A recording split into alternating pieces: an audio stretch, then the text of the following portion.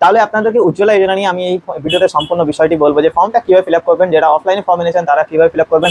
অনলাইনে ভিডিওটা কিন্তু পরে আসবে। তো অফলাইনে ফর্মটা আমি বলে দিচ্ছি যে অফলাইনে ফর্মটা কিভাবে ফিল আপ করবেন, আপনারা কি কি ডকুমেন্ট লাগবে। তো অতএব মাথায় রাখবেন যে ভিডিওটা সম্পূর্ণ দেখুন, একটাও জিনিস মিস্টেক করলে আপনার ফর্মটা রিজেক্ট হতে পারে। তো ফর্মটা কোথায় জমা দেবেন সেই বিষয়টা নিয়েও এই ভিডিওতে আলোচনা করবো। তো চলুন দেখি ফর্মটা কিভাবে ফিল আপ করবেন। ফর্মে আমি একটা বিষয় বলে দিচ্ছি, ফর্ম যতগুলো আমি ফিল আপ করা দেখাই কোনোদিন হাতে লিখে বা ফর্ম ফিল আপ করে দেখায় না, কারণ কি ইউটিউবের অনেক কিছু গাইডলাইন আছে, আমি জাস্ট বলে দিচ্ছি সেগুলো আপনারা ফলো করবেন। যদি কোনো দরকার পড়ে তো কমেন্ট করুন, আর আমাদের ইউটিউব চ্যানেলে দেওয়া নাম্বার, ইউটিউব চ্যানেলের ডেসক্রিপশনে যে নাম্বারটা আছে ওটাতে কল করুন। হ্যাঁ, ওখান থেকে যদি কোনো রেসপন্স না পাচ্ছেন আমাদের ফেসবুকে দেওয়া নাম্বার আছে, ওখান থেকে যদি কোনো রেসপন্স না পাচ্ছেন আমাদেরকে মেসেজ করুন। আমরা একটু টাইম লাগে বাট রিপ্লাই অবশ্যই দিই ম্যাডাম। এই হচ্ছে ফর্ম, ঠিক আছে, প্রধানমন্ত্রী যোজনা। এটা কিভাবে ডাউনলোড করবেন এটার জন্য ভিডিও অলরেডি বানানো আছে।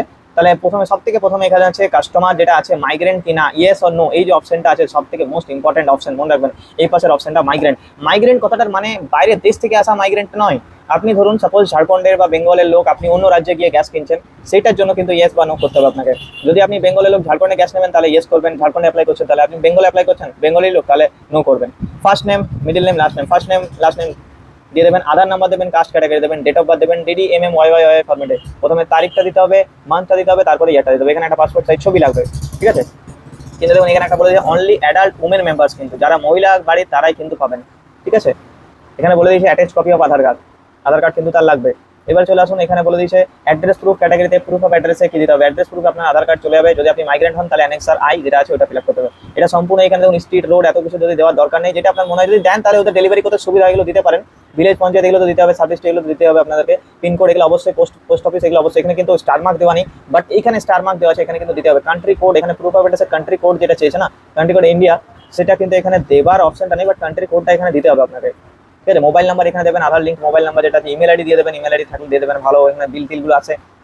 এই জিনিসটা দেখুন সেকশন সিতে যেটা দেওয়া আছে, details of all house hold members aged about 18 years as per ration card or any other document state government certifying family composition. মানে যেই ফ্যামিলি মেম্বারগুলো আপনার 18 বছরের উপর হয়ে গেছে তাদের রেশন কার্ড হিসাবে বা অন্য ডকুমেন্ট হিসাবে আপনার স্টেট গভর্নমেন্ট থেকে প্রাপ্ত যে কোনো certifying family member composition document দিয়ে আপনাকে বলেছে যে তাদের ডিটেলসটা দিতে হবে, তাদের আধার কার্ডের কপিটা অ্যাটাচ করতে হবে।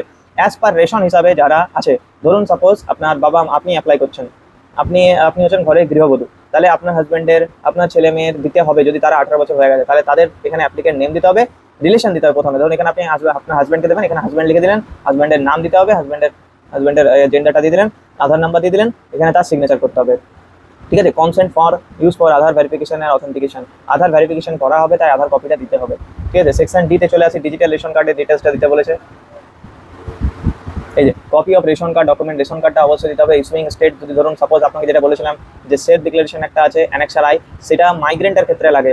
এটা হচ্ছে যদি ধরুন সাপোজ আপনি রেশন কার্ড ঝাড়খণ্ডের, আপনি বেঙ্গলে অ্যাপ্লাই করছেন, তাহলে ঝাড়খণ্ডের ইস্যু স্টেটটা এখানে দিতে হবে, তার রেশন কার্ড নাম্বারটা এখানে দিতে হবে।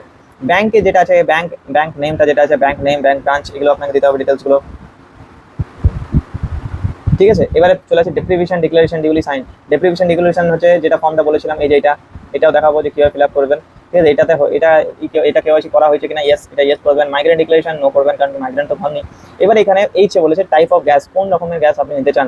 5 কেজি নিলে সিঙ্গেল আর ডবলে দুটো অপশন আছে, বাট 14 কিলো নিলে কিন্তু একটাই অপশন আছে, এটা মাইন্ডে রাখবেন। এটাতে ক্লিক করে টিক বক্সে ক্লিক করে দেবেন, ঠিক আছে, কোনটা নেবেন। কিন্তু বেনিফিটটা বলেছে, আমি অলরেডি ভিডিও বানিয়ে দিয়েছি এটা নিয়ে, তো এটা নিয়ে আর বলার দরকার নেই, লেখা আছে এখানে। অনেকগুলো ডকুমেন্টের অপশন দিয়েছে, প্রুফ অফ অ্যাড্রেসে শুধু আধার কার্ডটাই নয়, অনেক কিছু অপশন আছে, ভোটার আইডি আছে, ব্যাংক পাসবুক আছে, হ্যাঁ, ইলেকট্রিসিটি বিল আছে, যে কিছু দিয়ে আপনি অ্যাড্রেস প্রুফ এখানে করতে পারেন। এবারে আন্ডারটেকিং বাই দ্য অ্যাপ্লিকেন্ট, এখানে হচ্ছে যে অ্যাপ্লিকেন্ট ছিল তার নাম, তার ডটার বা ওয়াইফ অফই হবে যেহেতু মহিলা, বা মেয়ে হবে কারোর, সেটা এখানে দিতে হবে। তার এজ দিতে হবে, রেসিডেন্ট অফ পুরো অ্যাড্রেসটা দেবেন এখানে, ঠিক আছে। সিগনেচার হবে এখানে, ডেট আর প্লেস হবে।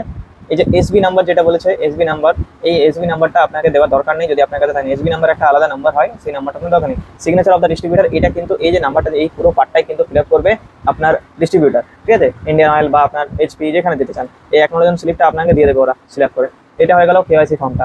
এবার আপনাকে দিতে হবে ডেপ্রিভিশন ফর্মটা, 4 হাউস হোল্ডের জন্য। ডেপ্রিভিশন ফর্মটা হচ্ছে undertaking of LPG connection under Pradhan Mantri Ujjwala Yojana. I name, daughter of same আছে, এজ, রেসিডেন্ট অফ সেম। এইখানে কিন্তু কিছু কিছু ডিটেলস যেগুলো বলেছে এগুলো কিন্তু আপনাকে অবশ্যই মাথায় রেখে দিতে হবে। কোনো member house hold earning more than 10,000 per month, কোনো মেম্বার কি আছে 10,000 ইনকাম করে। প্রফেশনাল ট্যাক্স যায় কিনা, 10,000 টাকার উপরে যদি ইনকাম করে তাহলে ইয়েস আর নো দিতে হবে মাসে। প্রফেশনাল ট্যাক্স যায় কিনা, ইনকাম ট্যাক্স যায় কিনা, গভর্নমেন্ট এমপ্লয় আছে কিনা, এইগুলো কিন্তু সমস্ত কিছু বিষয়গুলো আপনাদেরকে দিতে হবে। ঠিক আছে। অ্যাসেটের মধ্যে পড়ে যে আপনার জমি কতটা আছে, 2.5 একরের ইরিগেশন ইকুইপমেন্ট আছে কিনা, মানে চাষযোগ্য জমি আছে কিনা, 5 একরের আপনার জমি আছে কিনা, বা ওইখানে আপনি ধরুন ধান টান চাষ করেন কিনা সেটাও দিতে বলেছে। হ্যাঁ, এগুলো ডিটেলস যদি আপনার আছে তো দেবেন। এখানে কিন্তু গাড়ির ডিটেলসটাও চেয়েছে, 2 চাকা 4 চাকা আছে কিনা। আর সেকশন সি যেটা এলপিজি কানেকশন আছে কিনা, যদি কানেকশন থাকে নো, তাহলে এখানে নো করে দেবেন। সিগনেচার অফ দ্য অ্যাপ্লিকেন্ট, এখানে বলেছে নেম তার হবে, সিগনেচার অফ দ্য অ্যাপ্লিকেন্ট নাম, সিগনেচার, ডেট, প্লেস, এটা দিয়ে আপনাকে দিতে হবে। এটা সার্টিফিকেশন অফ ডিস্ট্রিবিউটার, এটা ডিস্ট্রিবিউটারদের কাজ, এটা আপনাকে কিছু করতে হবে না, ঠিক আছে। তো অতএব এইটা একদম ইজি প্রসেস আছে, ফর্মটা ফিল আপ করা কিছুই নেই, খুবই ইজি। এটা রেটের আরও কোনো কোশ্চেন হলে আপনারা নিশ্চয়ই জানান। আর আমি বলে দিচ্ছি যে এটার জন্য ডকুমেন্ট যা যা লাগে বলে দিলাম, সব কিছু ভিডিও বানানো আছে ইউটিউব চ্যানেলে, দেখুন। আর অনলাইনে কীভাবে ফিল আপ করতে হয় সেটারও প্রসেস আমরা খুব জলদি নিয়ে আসছি, তো সেইটা দেখার জন্য অবশ্যই আপনি কিন্তু এই চ্যানেলটাকে ফলো করে রাখবেন। অনলাইনে ফিল আপ করার পরও কিন্তু আপনাকে অফলাইনে জমা করতেই হবে, তাই অফলাইনে প্রসেসটা আগে দেখালাম, অনলাইনেও কিন্তু প্রসেসটা দেখাবো। থ্যাংক ইউ সো মাচ ভিডিওটা দেখার জন্য, অসংখ্য অসংখ্য ধন্যবাদ।